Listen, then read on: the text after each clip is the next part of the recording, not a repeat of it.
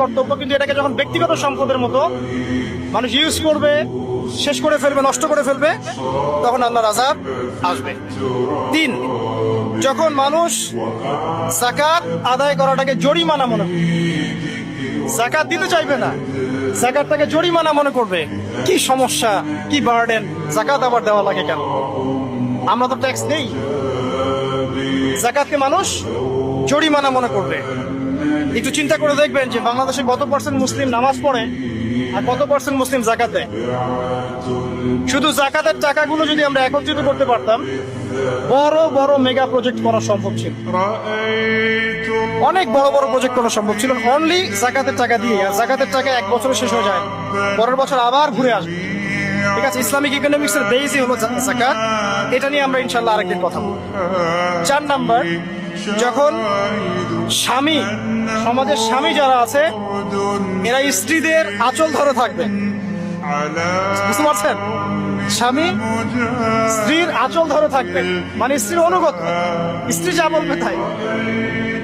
আচ্ছা, গায়রত নাই, মানে স্বামী পুরুষত্বের গায়রত নাই। 5 নাম্বার, যখন সন্তান মায়ের অবাধ্য হয়ে স্ত্রীর খেদমত করা শুরু, যখন সন্তান মাকে দেখবে না, স্ত্রীকে দেখবে। পাচ্ছেন মিল সমাজে? আচ্ছা, 6 নাম্বার, যখন বাবার পরিবর্তে, পিতা বাবার পরিবর্তে মানুষ বন্ধুদেরকে সম্মান করা শুরু, বাবাকে সম্মান করবে না, ফ্রেন্ড সার্কেলকে সম্মান।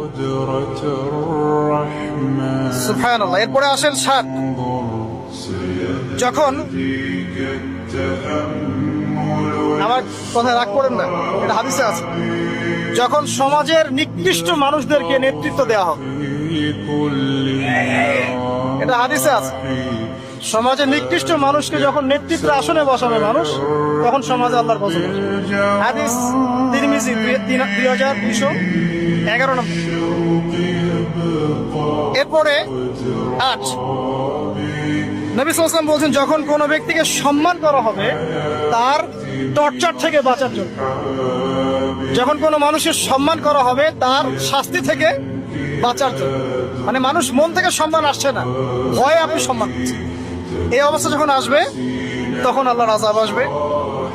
তারপরে 9, যখন মসজিদের মধ্যে, দেখবেন অনেক মসজিদ আছে বাংলাদেশে, মসজিদের মধ্যে হট্টগোল বেড়ে যাবে, মসজিদের মধ্যে হট্টগোল বেড়ে যাবে, আর মসজিদগুলো হবে চাকচিক্যময়, হেদায়েত উঠে যাবে।